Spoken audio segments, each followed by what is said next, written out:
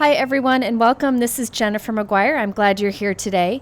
Today's video is going to be a little bit different because I am going to mostly talk about the Caring Hearts card drive, but I'm going to do that while I make a couple cards. I actually wanted to try out a couple die sets from Concord and Ninth so that I could make a bunch of them for the Caring Hearts card drive, so I decided to combine them both in today's video. First, I'm going to talk a little bit about the cards, and then I'll talk about the Caring Hearts card drive, which I think you guys will really like. So let's start with the Concord and Ninth Holy Night die set. Now this set has everything you need to create a dimensional card that fits in a regular envelope.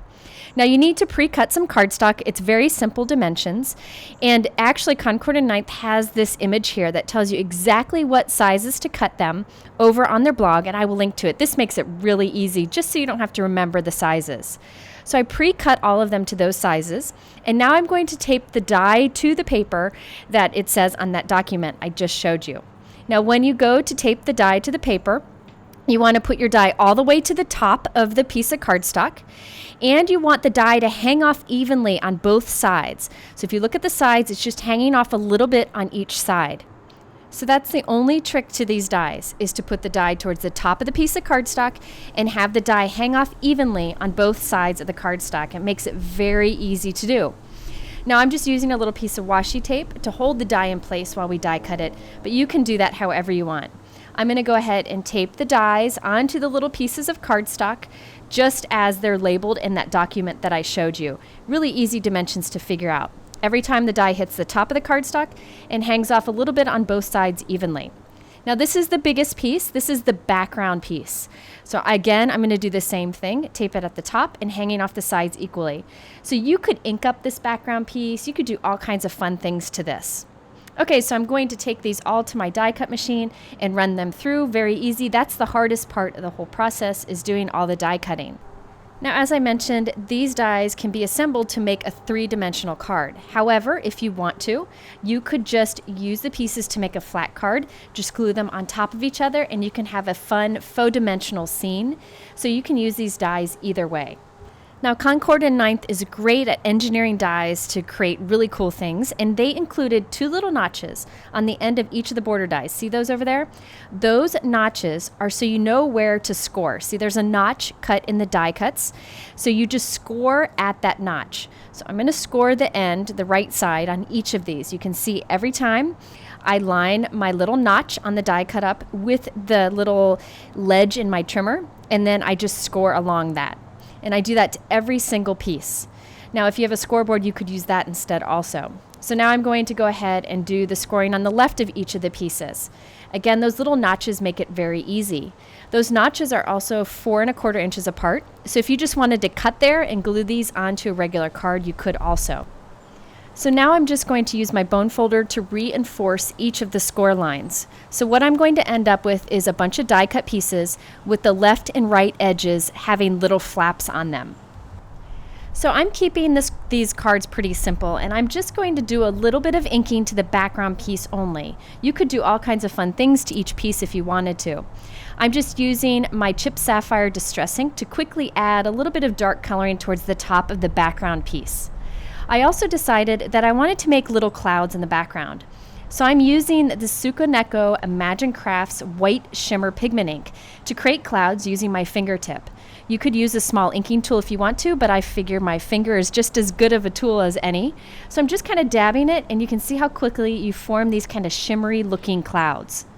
This pigment ink actually dries pretty quickly, but I do think it's best to go ahead and heat set it. And you can see that fun shimmer that you get using this ink. You could use plain white pigment ink if you prefer.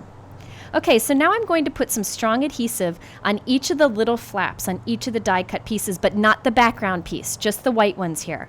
Now you want a strong adhesive here, so I'm using Be Creative double-sided tape. Any strong adhesive would work, and I recommend a dry adhesive. So now I'm going to go ahead and start putting my card together. This is super easy to do. Concord and Ninth engineered these so they would fit perfectly.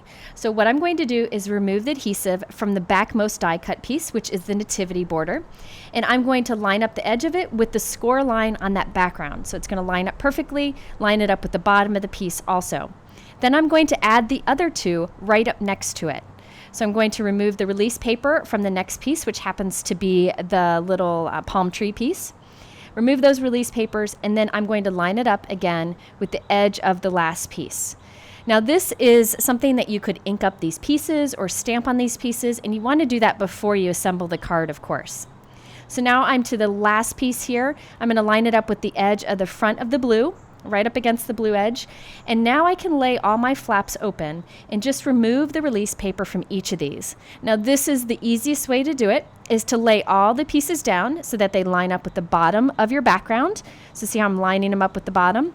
Lining everything up nicely, and then just close that last blue flap on the right up to the adhesive, and it will work perfectly. Now press everything firmly and check it out. This pops up to be the coolest looking dimensional nativity scene. I just love this. And when it's flattened, it fits perfectly into a regular envelope, so it ends up being about 4 1/4 by 5 1/2. So you could do all kinds of fun things to this, but I wanted to keep it simple since I plan on making a bunch of these at a retreat next weekend. When I'm doing this, I'm going to mass produce by die cutting and doing each step one at a time instead of making each card separately. I did die cut the Noel die from the set from some silver glitter paper, and I glued that to the front piece, and I put something heavy on it while it dried. Now to give this the last little bit of interest, I'm taking it into my shower or to a box or outside or whatever you want to spray some shimmer spritz over the whole thing, and look at that gorgeous shine that you get on that dark navy background. It's really beautiful and makes a big difference in real life. Now I'm going to use a Simon Says Stamp silver envelope to put this card in, and I couldn't find my navy pigment ink because I'm working in a temporary craft room right now. So I just stamped with navy dye ink, and since it's on like a shiny surface, it doesn't dry right away, so I put some clear embossing powder on it and heat set that. So I have an embossed sentiment from the coordinating stamp set that goes with this die set. Thought that was perfect on the flap of the envelope. So there's the first example for you. Now I'm going to go ahead and talk about the Caring Hearts card drive while I show you another card that is put together in the exact same way, but this is like a cottage scene. Here's the die set. Again, it works the same way as the card I just showed you. So while I go ahead and put this card together, I thought I'd talk about the Caring Hearts card drive. So I think it was 7 years ago, Vera Yates, one of my crafty friends, contacted me about helping her out with a card drive that would be to collect cards for folks in nursing homes during the holidays. I thought this was a great cause, so I volunteered to help a little bit. She is definitely the mastermind behind the whole thing. The first year, we collected about 750 cards. Last year, we collected about 22,000 cards and distributed them to over 100 nursing homes around the world. We have some volunteers that are awesome to help us with that. Now, this year, we are hoping to collect even more if possible, and I just wanted to give you some of the details about it. If you go to my blog, I will include a link to it, or to Vera's blog, I'll include a link to that too. There are addresses where you can send any cards that you make. Some of the addresses are in the United States, but also to some other volunteers around the world. Now, these cards could be any kind of holiday theme. We just ask that they fit into a typical envelope size, so about 5 1/2 by 4 1/4. It just makes shipping easier. Now, these cards, again, could be any holiday theme. We ask you not to use anything that would be a safety concern, like pins or anything. We also ask that you put a message inside of the card, any kind of message. It could be as simple as, hope you have a merry holiday or whatever. And then sign it, love, Jennifer from Ohio. Just something simple like that, so they know where it is coming from. Then just put the card into an envelope, but do not seal the envelope or write anything on the front, because that way we can check all the cards before we hand them out in the nursing homes. So you could get your kids to make cards. You could get Girl Scout troops, Boy Scout troops, church groups, anything. I even know somebody that got the guys at work to make some cards. Anybody can make cards for this. So again, you want to just send them to one of the addresses that we have listed over on my blog. Now, it is important to go to that blog post and print the submission form. You want to include one submission form with any box of cards you send in. And the submission form just tells us about you, because we have a ton of amazing prizes to give away to some winners. including like a $200 gift card to Gina K Designs and gift cards to many of your favorite stamp companies. So be sure to check out the prize list. It's amazing, and I'm very thankful to these companies for supporting this cause. So that a submission form allows us to contact you if you are one of the winners. You will get one entry per card you send in. So you could send in one card, or you can send in 100 cards, whatever you want to do. Now, I'm going to be making some cards for the card drive at a retreat next weekend, and I'll be sure to share on Instagram and Facebook some of the cards that I come up with. They can be simple cards. This doesn't have to be anything elaborate. It really is all about spreading some kindness to those that are often lonely in nursing homes.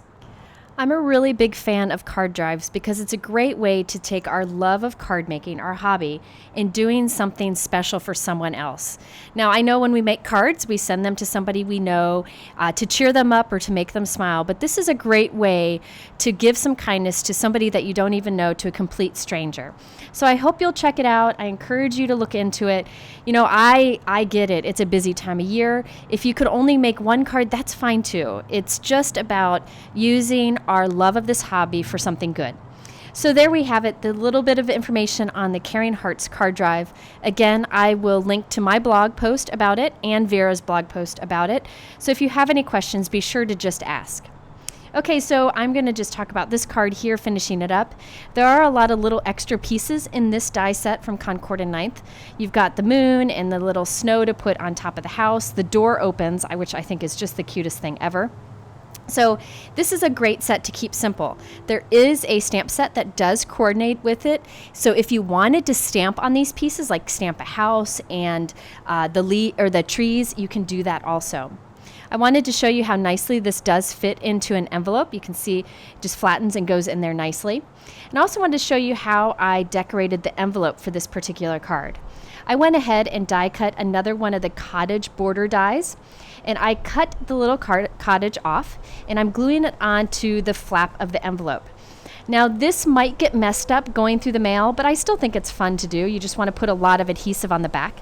But since this is going to the Caring Hearts card drive, it's not going to go through the mail, so I don't have to worry about it getting messed up. It's a fun way to decorate the envelope. I also used my finger with that shimmer ink to add some smoke coming out of the cottage chimney. And I again sprayed the whole thing with some shimmer mist so that the background and the snow all dazzles in the light. Now, I did want to show you the matching stamp set that you can get for this die set. These pieces fit perfectly on the die cut images, so you can stamp a whole scene with this if you wanted to. Many looks that you can get out of it, and again, you could just use these dies to create a flat card if you wanted to. Okay, so thank you for joining me for this card video. I hope you'll join us for the Caring Hearts card drive. If you are interested in the products I use, they are linked below in my YouTube description.